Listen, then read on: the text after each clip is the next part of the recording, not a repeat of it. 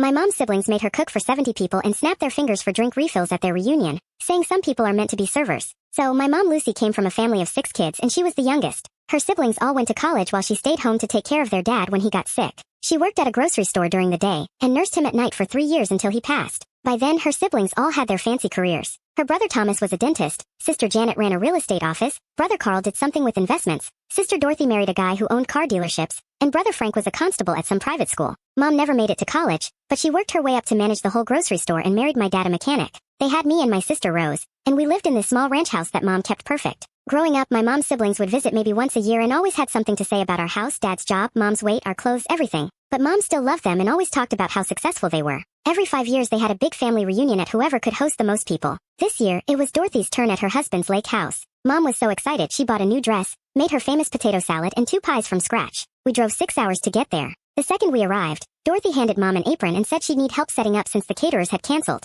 There were no caterers. Mom spent the first day cooking 40 pounds of barbecue, making sides for 70 people, and setting up tables while Dorothy sat by the pool with Janet talking about their latest vacations. During dinner, Thomas actually snapped his fingers at Mom to refill his drink. My dad started to say something but Mom squeezed his shoulder to let it go. Carl complained the meat was dry and told Mom she should have started cooking earlier. Frank's wife asked Mom to watch their 4 kids while the adults talked. The kids were teenagers. Day 2 was worse. Dorothy had Mom up at 5 o'clock making breakfast for everyone, then cleaning rooms because the house was so full, then prepping lunch, then starting dinner. Janet actually handed Mom her laundry, and said since she was doing towels anyway. When Mom finally sat down to eat, Carl asked her to get him more ice first. Needed steak sauce. Then Dorothy's husband needed another beer. Mom never got to finish a meal. Rose finally snapped and asked why nobody else was helping. Dorothy laughed and said Mom didn't mind. She'd always been the helpful one in the family. Janet added that some people were meant to be servers and some were meant to be served. And wasn't it nice that Mom had found her calling at the grocery store? Mom's eyes just went dead. She smiled and kept serving. Dad wanted to leave, but Mom said family was important. We stayed all 4 days and Mom basically worked as unpaid staff while her siblings treated her like the help. The drive home was silent.